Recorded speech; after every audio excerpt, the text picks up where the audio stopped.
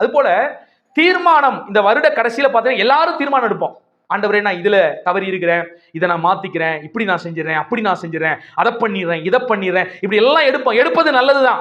ஆனா நல்லா கவனிங்க, ஒன்ன மறந்துடாதீங்க. நீங்க எடுக்கிற தீர்மானம் உங்களை நம்பி எந்த தீர்மானத்தையும் என்ன செய்யாதீங்க.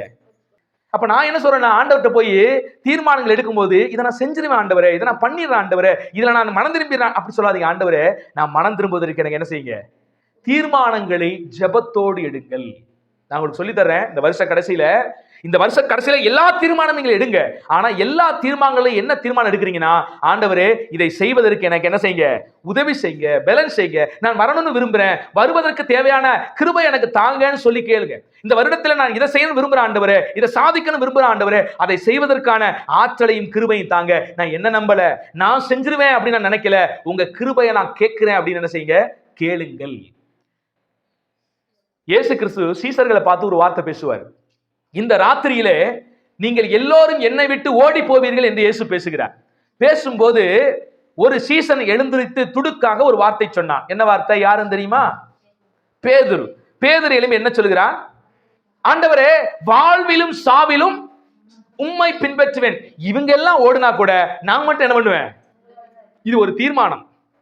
நீங்க சொல்ல போனா பேதுரு என்ன செய்யற அந்த இடத்துல தீர்மானம் எடுக்கிறாரு. என்ன தீர்மானம் எடுக்கிறாரு? எல்லா பயிரோட நான் என்ன செய்வேன்?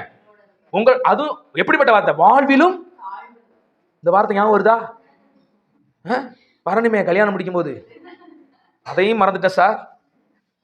அதையும் நிறைய பேரு திருமணத்துல இணைக்கும் போது சொல்ற அந்த வாக்குறுதியை, நம்ம வாக்குறுதியெல்லாம் மறக்கிற கேஸ், வாக்குறுதியெல்லாம் அப்படியே தண்ணியில விட்ட கேஸ், அதையும் மறந்துட்டோம். இங்க என்ன செய்றாரு பேதுரு? வாழ்விலும் சாவிலும் உண்மை நான் என்ன செய்வேன்? பின்பற்றுவேன் ஆண்டவரே அப்படின்னு சொல்றாரு.